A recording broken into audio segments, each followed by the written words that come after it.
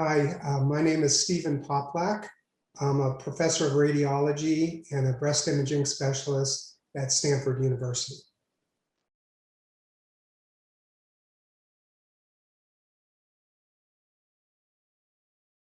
So the question is, what is the difference between screening and diagnostic imaging? I think that's a great question. It's an important question for both women having breast imaging and for providers that are requesting the breast imaging. It's an important distinction. So at a very basic level, screening refers to a test that's offered to women that don't have any signs or symptoms of the disease. So they don't have any signs or symptoms of breast cancer. They're completely asymptomatic. Diagnostic imaging, on the other hand, is reserved for women that have a breast problem.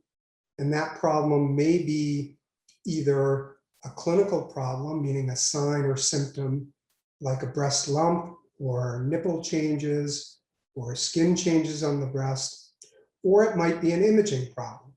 So an abnormality that was seen on the screening mammogram, and now you're recalled to evaluate that problem.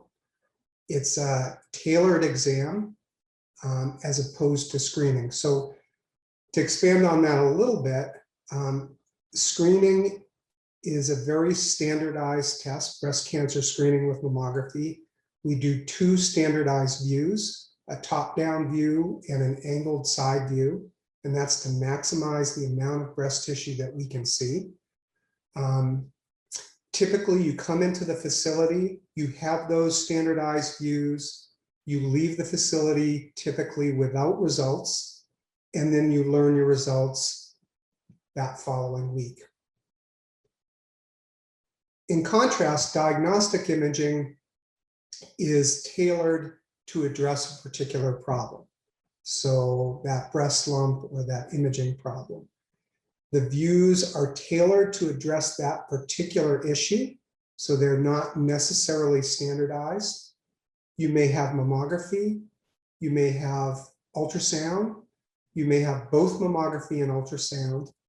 And importantly, there's a breast imaging specialist who's reviewing those exams while they're being done.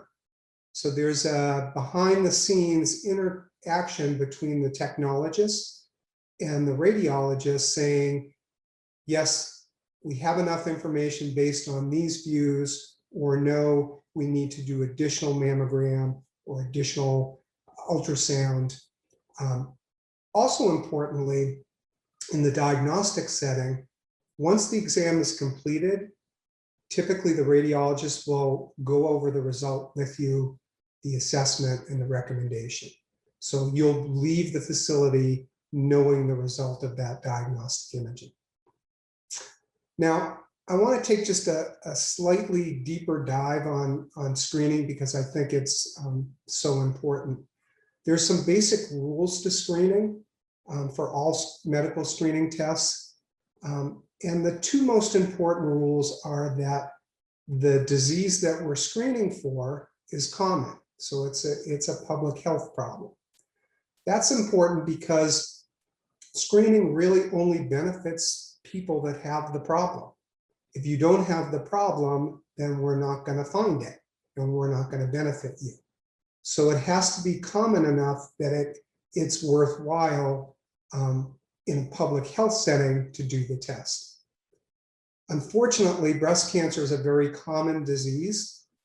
It is the most common cancer, non-skin cancer, both in the United States and worldwide. In the United States, there are about 280,000 new cases of invasive breast cancer each year.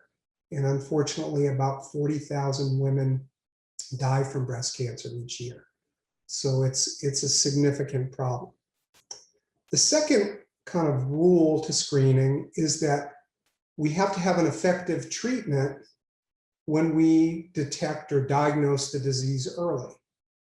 And so if there's a disease where we find cancer early but we don't have an effective treatment, or we would give the same treatment that we would give if we found the disease later and there was no difference in outcome, then it wouldn't make sense to do the screening test, because finding the disease early doesn't really help the patient. Now, with screening mammography, there's very strong evidence that finding the disease early, detecting breast cancer at screening mammography, provides a huge benefit.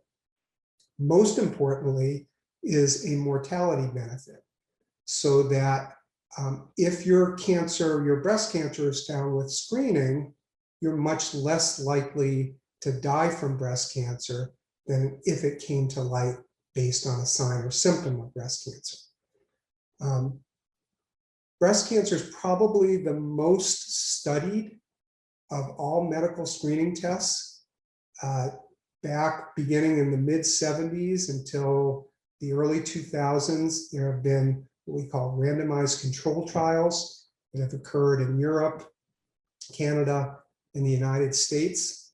A randomized control trial is the most rigorous type of scientific research study.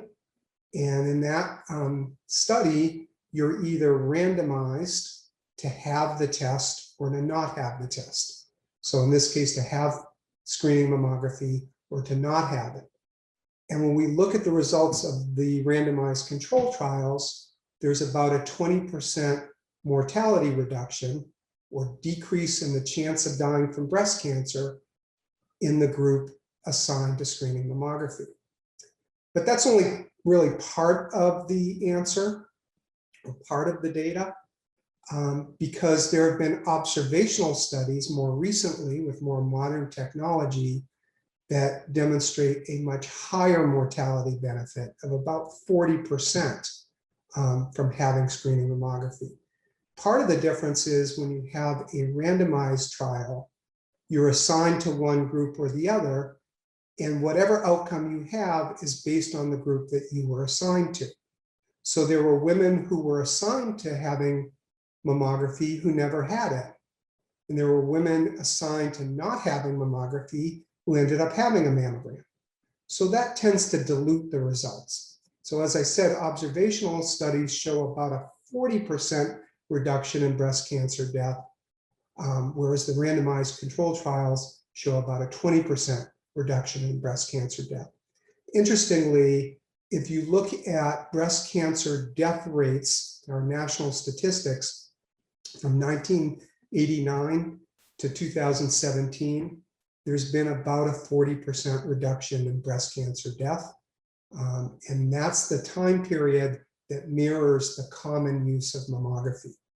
Now, not all benefit is due to mammography screening. Certainly, there have been improvements in treatment, and there have been some changes in public health advisories that have impacted breast cancer death, but mammography is an important component of it.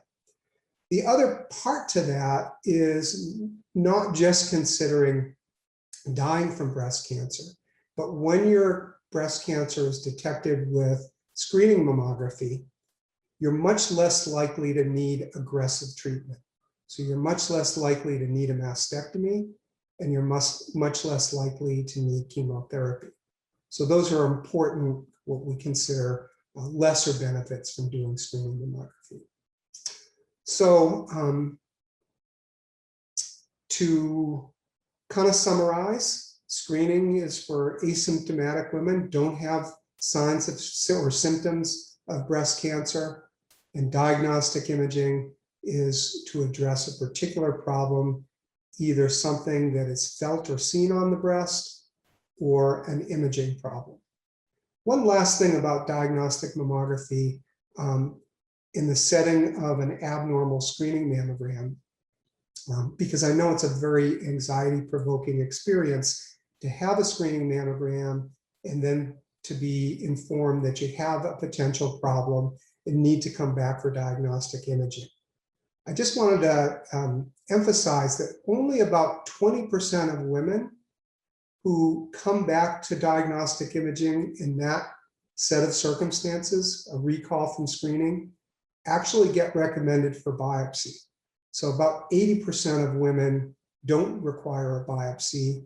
They either had a false alarm or they have a benign problem like a breast cyst. And even of those women who end up having a biopsy, only about 25% actually have breast cancer. So just remember, if you are recalled from screening mammography, the likelihood that you have breast cancer is still quite low. Thank you.